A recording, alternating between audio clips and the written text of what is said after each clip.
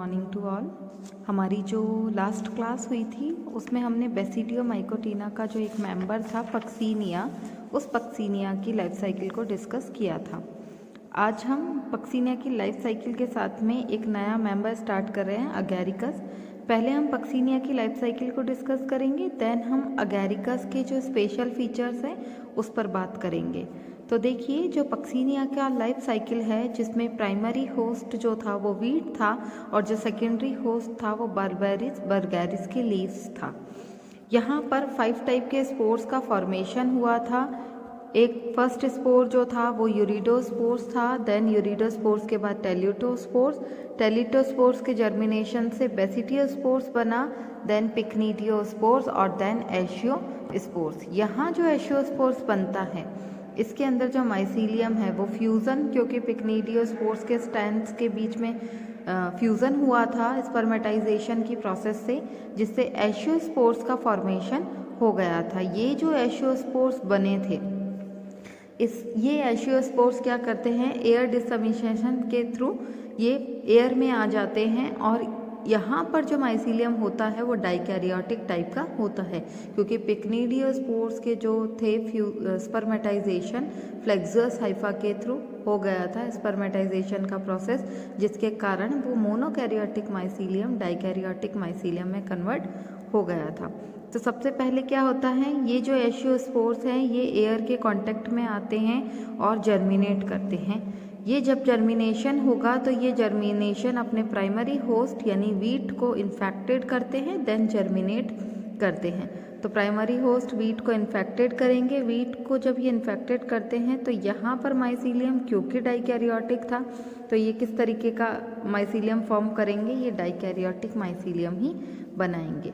Then ये जब dikaryotic mycelium बनाते हैं तो कौन से स्पोर्स बनेंगे, यूरिडो स्पोर्स, जो कि स्टॉक्ड होते हैं, ओवल शेप होते हैं और यूनिसेल्यूलर टाइप के होते हैं, एक ही कोशिका उसमें पाई जाती है। देन यूरिडोस्पोर्स वाले माइसीलियम पर ही जैसे ही टेम्परेचर थोड़ा सा बढ़ जाएगा और ह्यूमिडिटी हो जाएगी, उस टाइम पर टेलिटोस्पोर्स का फॉर्मेशन होता है और यही टेलिटोस्पोर्स जो है वो वीट प्लांट को इन्फेक्टेड करता रहता है। टेलिटोस्पोर्स के बनने के बाद में रेस्टिंग फेज आ जाती है, तब तक वीट क्रॉप का कटिंग हो जाता है। कटिंग के कारण ये सॉइल के कांटेक्ट में आ जाते हैं या वीट लीफ में, स्टेम में, ये इस तरीके से रेस्टिंग पीरियड पर पड़े रहते हैं। साथ ही टेलिटोस्पोर्स जो है वो डाई न्यूक्लियर स्ट्रक्चर होती है, डाई सेल्यूलर स्ट्रक्चर, जिसपे दोनों न्यूक्लियाई आपस में फ्यूज़ हो जाते हैं और फ्यूज़ होने के बाद वाली जो प्रोसेस है उसे हम कहेंगे सेनकैरियोनिन। देन सेनकैरियोनिन की प्रोसेस के बाद में ये जो डाइकैरियोटिक न्यूक्लियस होता है ये इसमें होता है मियोसिस। मियोसिस के कारण ये किस में कन्वर्ट हो जाते हैं, हैप्लॉइड बेसिडियोस्पोर्स में। देन ये हैप्लॉइड जो बेसिडियोस्पोर्स बनते हैं वो एक बेसिडियल सेल के थ्रू बनते हैं और ये बेसिडियोस्पोर्स में 2 पॉजिटिव स्ट्रैंड प्रेजेंट होते हैं और 2 नेगेटिव स्ट्रैंड के स्पोर्स बनते हैं। तो एक बेसिडियल सेल जो बनती है उसके अंदर 1, 2, 3 और 4, ये 4 बेसिडियल स्पोर्स का फॉर्मेशन होता है, जिसमें से 2 पॉजिटिव स्ट्रैंड के होते हैं और 2 नेगेटिव स्ट्रैंड के होते हैं। देन जर्मिनेशन, ये बेसिडियोस्पोर्स सॉइल के कांटेक्ट में आते हैं, तो जब तक इन्हें सेकेंडरी होस्ट मिलता है तो ये आगे कंटिन्यू करेंगे, अदरवाइज ये डिजेनरेट हो जाते हैं। तो ये जब सेकेंडरी होस्ट को इन्फेक्टेड करते हैं, जर्मिनेशन और बार्बरी लीव्स, वहाँ पर जाकर के ये जर्मिनेशन करेंगे और जर्मिनेशन के बाद में क्योंकि यहाँ स्पोर जो बन रहे थे वो पॉजिटिव और नेगेटिव स्ट्रैंड के थे, जो माइसीलियम बनेगा वो भी पॉजिटिव और नेगेटिव स्ट्रैंड का ही होगा। तो पॉजिटिव स्ट्रैंड के माइसीलियम और नेगेटिव स्ट्रैंड के माइसीलियम ये दोनों मिलकर के कौन से स्पोर बनाते हैं, बार्बरीज लीफ में अपर एपिडर्मिस की साइड पर पिक्निडियोस्पोर्स का फॉर्मेशन करते हैं। क्योंकि पॉजिटिव स्ट्रैंड और नेगेटिव स्ट्रैंड के माइसीलियम हैं, इसलिए जो हाइफा बनेंगे फ्लेक्सियस हाइफा वो भी पॉजिटिव और नेगेटिव टाइप के ही होंगे। इन दोनों के बीच में फ्लेक्सियस हाइफा के थ्रू जो पिक्निडियोस्पोर्स है, तो पिक्निडियोस्पोर्स भी कैसे होंगे, पॉजिटिव और negative.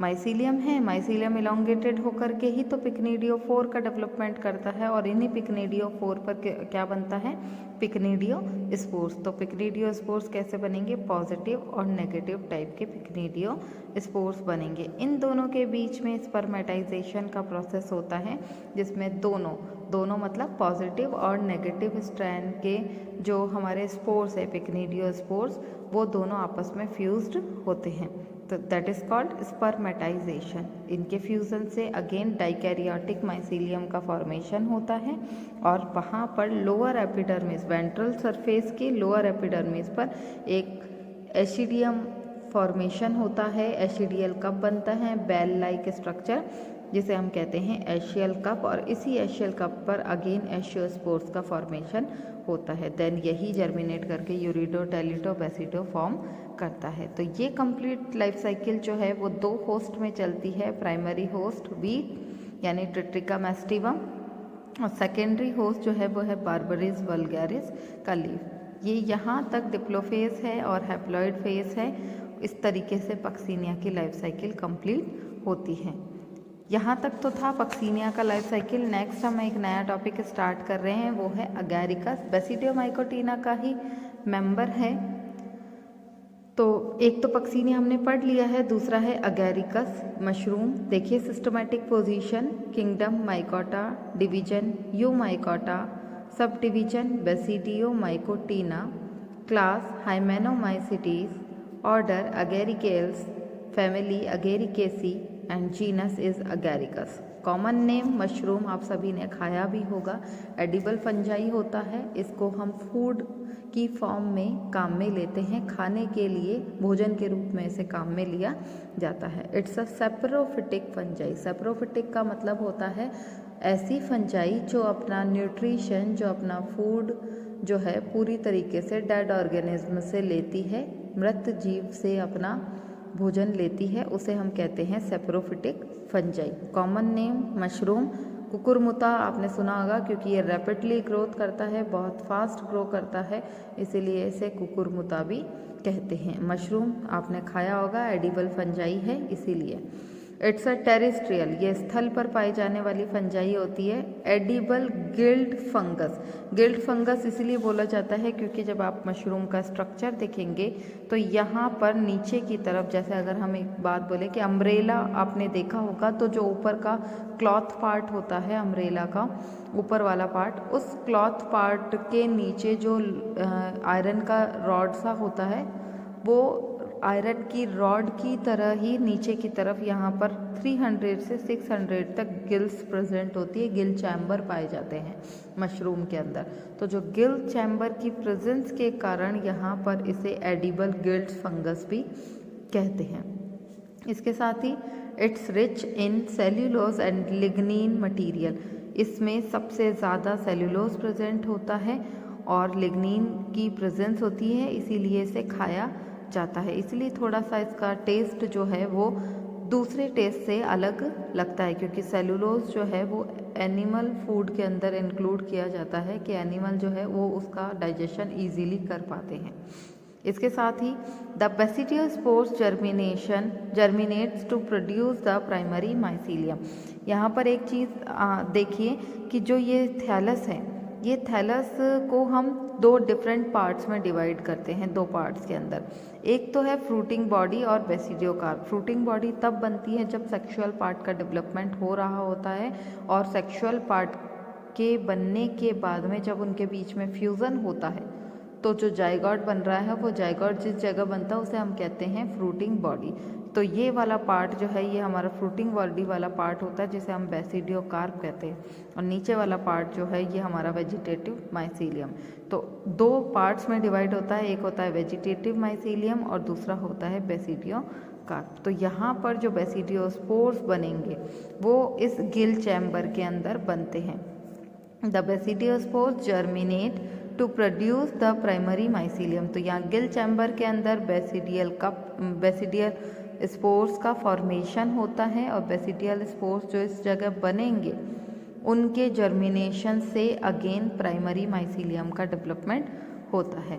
Bye hyphal fusion the primary mycelium give rise to secondary mycelium. हमने पहले भी आपको बताया है जब बेसिडियो माइकोटिना के जनरल कैरेक्टर पर बात की थी कि वहाँ पर क्लैम्प कनेक्शन होता है या स्पर्मेटाइजेशन का प्रोसेस होता है, जिसमें मान लीजिए हमारे पास में 2 मोनोकैरियोटिक माइसीलियम है और वो 2 मोनोकैरियोटिक माइसीलियम जो है वो आपस में फ्यूज्ड हो जाते हैं क्लैम्प कनेक्शन की प्रोसेस। तो ये और ये दोनों फ्यूज्ड हो जाएंगे इस तरीके से, और आफ्टर फ्यूज़न ये यहाँ पर दोनों न्यूक्लियाई का ट्रांसफ़र करके डाइकैरोटाइजेशन की प्रोसेस को करेंगे, जिससे सेकेंडरी माइसीलियम का फॉर्मेशन होता है।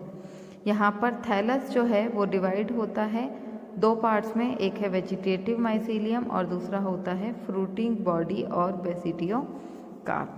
तो सबसे पहले हम वेजिटेटिव माइसीलियम को डिस्कस करते हैं। देखिए वेजिटेटिव माइसीलियम में आपको ये स्ट्रक्चर इस तरीके से मशरूम का दिखाई दे रहा है, अगारिकस का दिखाई दे रहा है। नीचे वाला जो पार्ट होता है वो जो कि अंडरग्राउंड होता है और नीचे की तरफ एक स्ट्रिप प्रेजेंट होती है, एक स्टॉक प्रेजेंट होती है, उसे हम कहते हैं स्टाइप पार्ट। इस स्टाइप पार्ट की जो लेंथ होती है वो 6 to 9 सेंटीमीटर की होती है। अंडरग्राउंड पार्ट है, सॉइल के कांटेक्ट में रहता है। वैसे भी ये किस तरीके की फंजाई है, टेरेस्ट्रियल फंजाई है। बाहर की तरफ कुछ एरियल पार्ट है, अंदर की तरफ कुछ यहाँ पर अंडरग्राउंड पार्ट होता है। तो स्टाइप पार्ट है, एरियल पार्ट है, आपको दिखाई देता है बिल्कुल साफ। 6 to 9 सेंटीमीटर का स्टाइप प्रेजेंट होता है। स्टाइप जहाँ जिस पार्ट तक कनेक्टेड होता है उस पार्ट पर आपको इस तरीके से लाइनिंग स्ट्रक्चर दिखाई देती है और इस लाइनिंग स्ट्रक्चर को हम कहते हैं गिल्स चैम्बर। इसमें 300 से 600 तक गिल चैम्बर प्रेजेंट होते हैं। गिल चैम्बर की स्ट्रक्चर इस तरीके की होती है। इसके साथ ऊपर की तरफ जो अम्ब्रेला शेप स्ट्रक्चर होती है, राउंडेड है या क्लब शेप स्ट्रक्चर है, डॉम लाइक स्ट्रक्चर, उसे हम कहते हैं पिलस।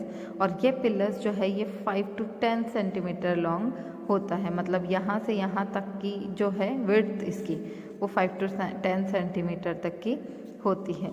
साथ ही वेजिटेटिव जो माइसीलियम है उसमें 2 तरीके के माइसीलियम बनते हैं। एक है मोनोकैरियोटिक माइसीलियम और दूसरा होता है डाइकैरियोटिक माइसीलियम। मोनोकैरियोटिक मतलब सिंगल न्यूक्लियाई माइसीलियम और डाइकैरियोटिक मतलब 2 न्यूक्लियाई जिसमें प्रेजेंट हो वो माइसीलियम। यहाँ पर सबसे इम्पॉर्टेंट चीज़ कि इसका जो डाइकैरियोटिक माइसीलियम है वो अंडरग्राउंड होता है। तो जब भी बेसिडियो कार्प का डेवलपमेंट होने वाला होता है तब ये क्या होता है कि डाइकैरियोटिक माइसीलियम जो है ये बहुत सारा सेंट्रीफ्यूगल ग्रोथ के कारण आपस में कनेक्ट हो जाता है। बहुत सारा एक बंच लाइक स्ट्रक्चर बना लेता है। एक अगर आपने है कि रोप बन जाती है, रस्सी आपने जैसे देखी हुई है, तो इस तरीके की रस्सी जैसी गुथी हुई संरचना का निर्माण करता है। तो रॉप लाइक स्ट्रक्चर बना लेता है और उस रॉप लाइक स्ट्रक्चर को हम कहते हैं राइजोमॉर्फ।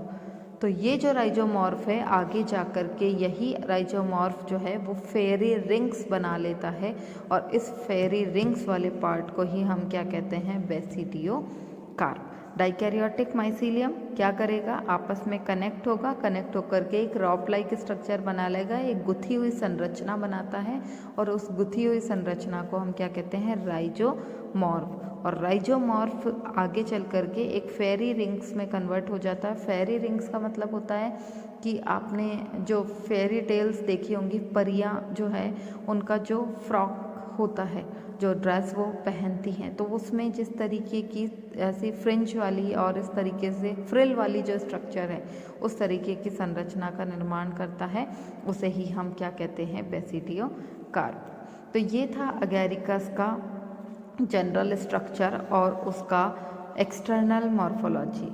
आगे की टॉपिक को हम नेक्स्ट क्लास में कंटिन्यू करेंगे। आज की क्लास के लिए इतना ही। Thank you.